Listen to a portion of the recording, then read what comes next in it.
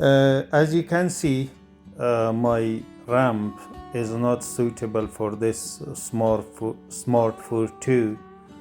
However, I managed to support the front side of the vehicle and bring down the rear module with the engine together to make enough space for the starter generator and alternator to get out from this small window and to remove it. So as you can see, I have supported the rear module with transmission jacks. So 2 transmission jacks plus the transmission supporter, and also I have supported the front of the vehicle too with another transmission or engine supporter.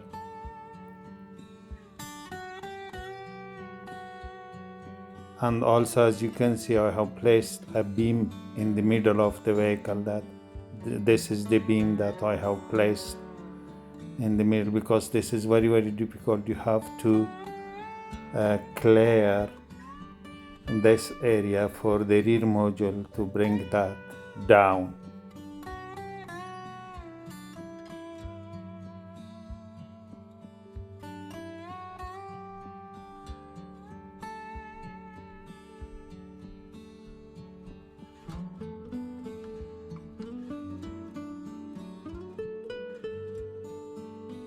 Look, here I have removed the faulty alternator, so when the engine is running, the alternator is also running. But look, when the engine turns off and the alternator stops at this position, the next time you want to start the engine, it will start straight away. No problem. But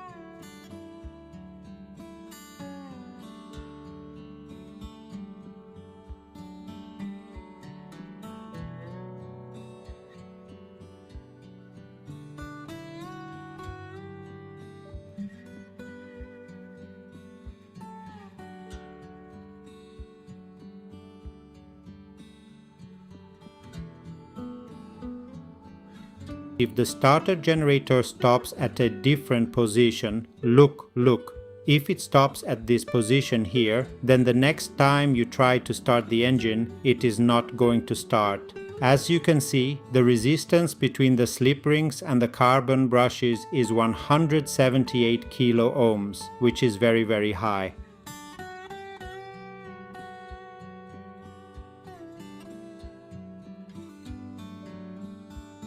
So this is the reason why the engine was not starting intermittently. Sometimes it was starting, sometimes it was not starting. When the engine was failing to start, the reason was this. The starter generator had stopped at a position where there was very little contact between the slip rings and the carbon brushes. So let me show you. Look, if I heat it now, you can see the resistance has changed. The resistance between the slip rings and the carbon brushes has now decreased.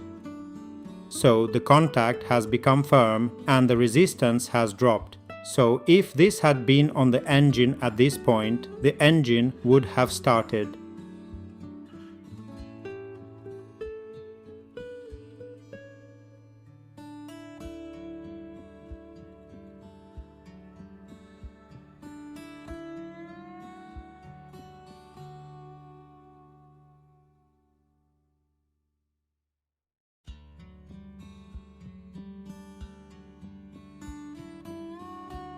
Now I am going to show you the refurbished one. Just hold on, I am going to move the faulty one to one side.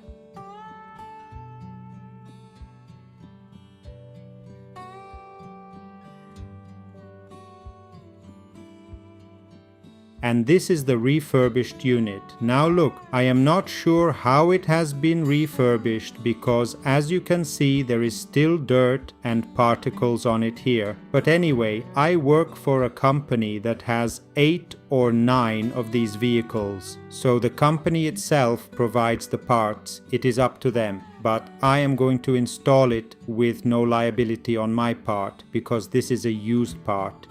And also, if you look here, this does not look properly refurbished to me. So let me check the slip ring and carbon brush contact resistance on this unit as well.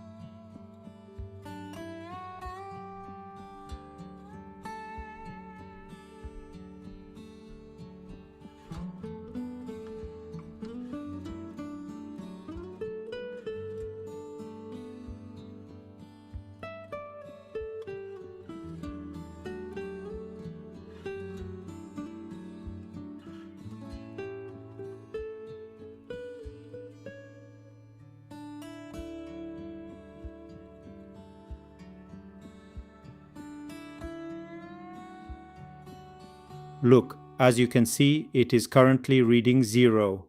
Let me spin it.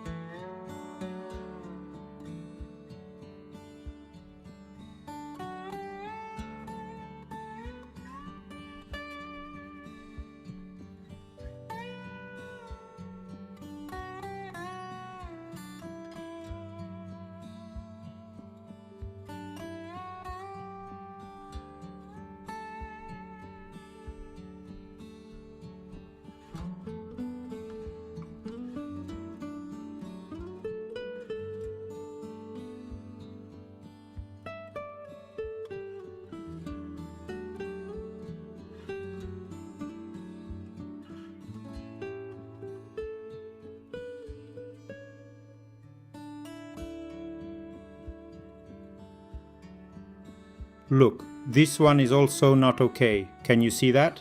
Hold on 1 minute. Let me kneel down on the foam so I can get a better angle. Anyway, look, the maximum reading I am getting right now is around 400 ohms. I do not think this is acceptable at all, but I am going to install it regardless, and this recording is going to serve as my documentation. In case there is any dispute in the future about whether the alternator was working correctly when I fitted it. This is my proof. This is why it is very important to record everything you do, especially when you are fitting a part that the customer or company has supplied themselves. And the maximum reading I am capturing now, look,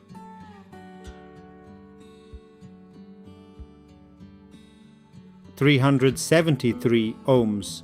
Which is much higher than it should be, because this is the rotor coil winding, and this winding needs to be excited by a current supply in order to create a magnetic field. So when current is supplied from the N129 control unit to the rotor winding via the slip rings and carbon brushes, it creates a strong magnetic field. This magnetic field then interacts with the three-phase stator winding. At that point, the unit acts as a motor, a starter motor, and it cranks the engine to start it.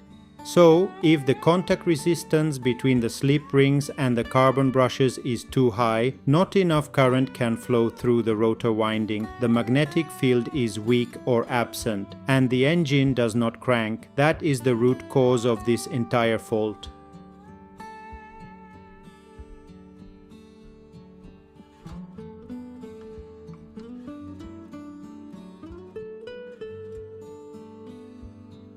Okay, the refurbished starter generator is now installed back onto the vehicle. All the mounting bolts are torqued up. The multi-pin connector is connected. The high voltage connections are secured. Everything is back together as it should be. Now, the moment of truth. Let me attempt to start the engine.